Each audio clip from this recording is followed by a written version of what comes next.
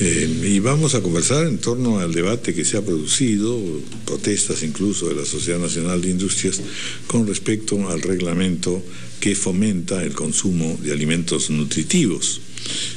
Cosa que en efecto supongo que es materia de discusión en varios otros países, ¿no es cierto? Porque además realmente, claro, la industria alimentaria tiene también, por supuesto, derecho primero a ser consultada, y supongo que eso ha ocurrido, no sé, pero lo segundo, a también poder postular algunas ideas en algo que concierna sin duda sobre todo a la infancia y a la niñez, que es lo que se trata de cuidar, para que tenga hábitos alimentarios que no comprometan, en fin, su crecimiento, su vida, etcétera. Bienvenido, don Manuel Peña, muchas gracias por estar con nosotros. Muy buenos días, muchas gracias a ustedes por la invitación, un gusto siempre. ¿Es un debate constante, frecuente, reincidente en América Latina? Sí, efectivamente, esto es un debate, yo diría que rebasa las fronteras de América Latina, tiene que ver también mucho con América del Norte, el caso de Estados Unidos es prácticamente crítico, el problema de aumento de las enfermedades crónicas, México como país que también América Latina ha tenido también un problema, es prácticamente el país con mayor obesidad y sobre todo incremento en los últimos años. Y esto es una pandemia, esto está declarado, se reconoce como un problema. Y cuando uno identifica cuáles son las causas y cuáles son los factores que subyacen, vemos que los elementos centrales en estas enfermedades, que incluye el cáncer, la diabetes, la enfermedad cardiovascular, está en primer lugar los cambios tan bruscos que ha habido en el patrón alimentario. Prácticamente el consumo de alimentos pobres en nutrientes y ricos en calorías, ricos en energía, y a su vez, por supuesto, en azúcares, grasas trans y sal, prácticamente se ha multiplicado en los últimos 3 decenios. Y esto coincide temporalmente con el tema de la epidemia. Esto conlleva que ha habido que tener una acción generalmente mundial a esto. Precisamente nosotros estábamos trabajando en un comité de la directora general que va a lanzar el año próximo el Plan Mundial de Prevención de la Obesidad, que aspira no a erradicarla, sino a detenerla. Si sigue sin aumentar, ya sería un criterio de éxito. El tema central, el problema de los alimentos ultraprocesados. La tradición de alimentarse con alimentos naturales, de los cuales no tienen aditivos y que tienen una concentración, digamos, determinada de sustancias que deben ser controladas con la educación, etcétera, contrasta con el problema de los alimentos ultraprocesados. En Estados Unidos el FDA, que es la institución encargada de hacer vigilancia de toda una serie de aditivos y la calidad de los alimentos, prácticamente confesó que había más de 9.000 sustancias que se emplean por parte de la industria, de la gran industria, yo diría. Y esto conlleva realmente un riesgo porque se ha ido de las manos el poder controlar los posibles efectos y por tanto cancelarlo o regularlo. Los 4 críticos, yo diría, don Raúl, están. En primer lugar, el azúcar. En las últimas investigaciones se ha visto que el único órgano que es capaz de metabolizar la fructosa es el hígado. Y esto es un descubrimiento relativamente reciente. Y usted está viendo incluso niños de clase media y clase del quinto quintil están mostrando hígado graso como si consumieran alcohol porque tienen el mismo efecto. Eso es un problema que yo quiero llamar la atención, que eso forma parte del llamado síndrome metabólico, o sea, se agrega al síndrome metabólico que está creciendo a pasos agigantados.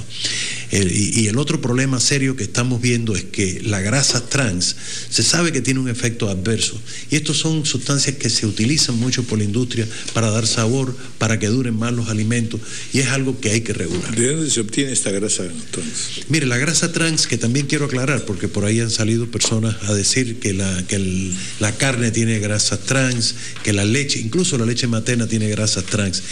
La grasa trans natural no tiene un efecto malo sobre el organismo.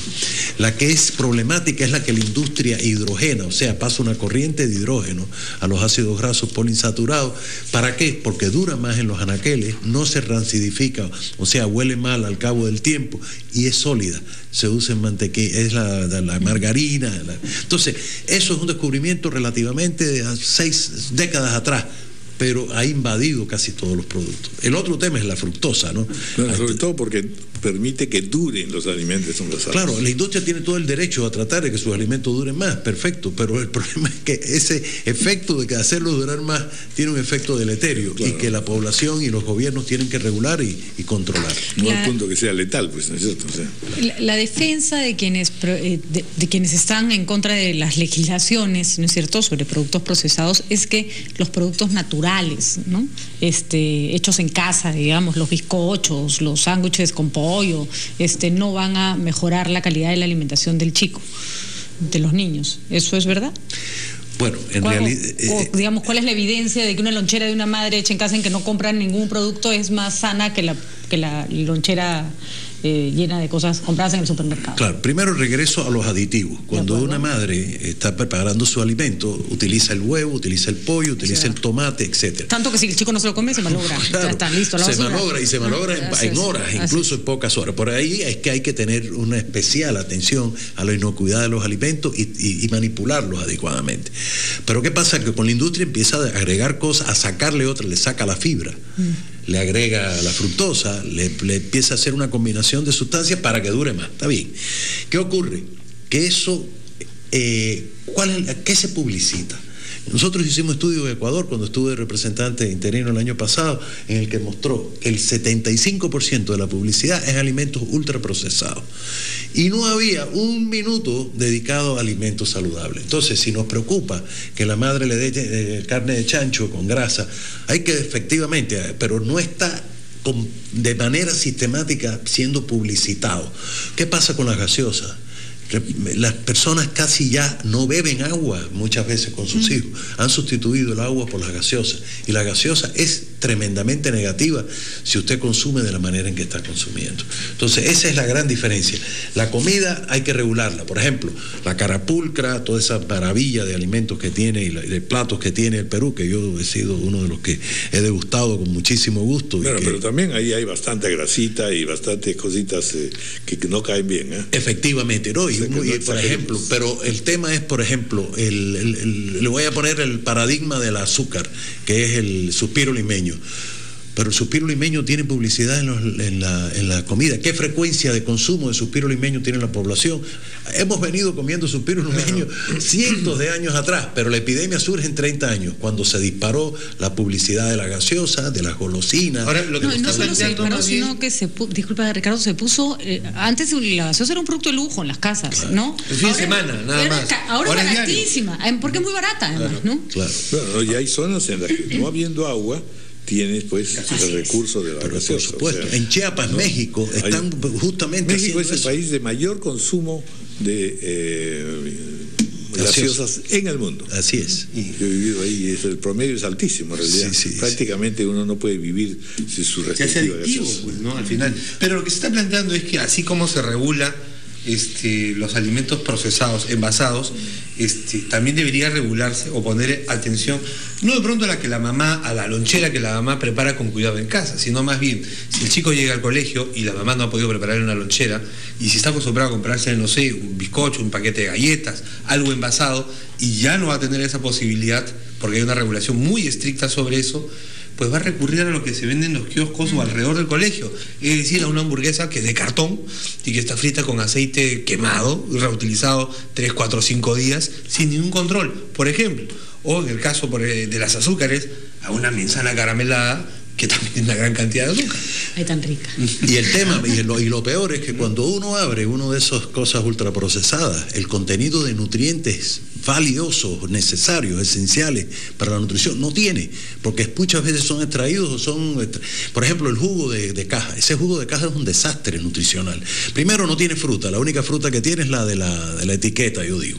La segunda, una cantidad de néctar y azúcar que prácticamente intoxica. Uno tiene la capacidad de metabolizar 5 cucharaditas al día de azúcar. Ahí todo está sobre la base también de que no hay un control, se supone. Es decir, uno para poder sacar alimentos envasados tiene que cumplir con una serie de normas, y una de las cuales básicamente es no mentir en los componentes que contiene, claro, o en los efectos que puede producir.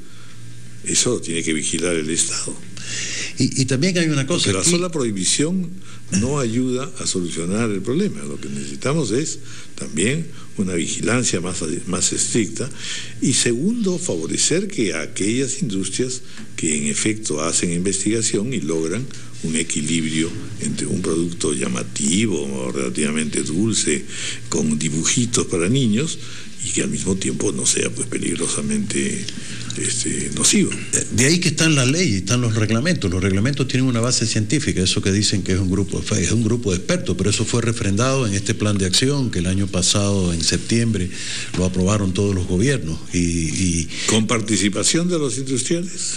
No. Pero es que el problema es que no debemos invitar a industriales cuando los intereses son lucrativos, que están muy por encima de los intereses de la salud.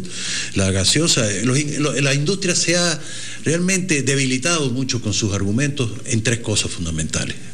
La primera, que habla de una autorregulación. No ha funcionado en ningún lugar del mundo, ni en los países escandinavos, ni en ningún país desarrollado, ni en desarrollo.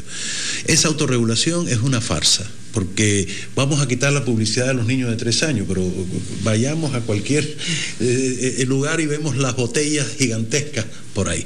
Segundo, el tema de lo que es la reformulación de los productos.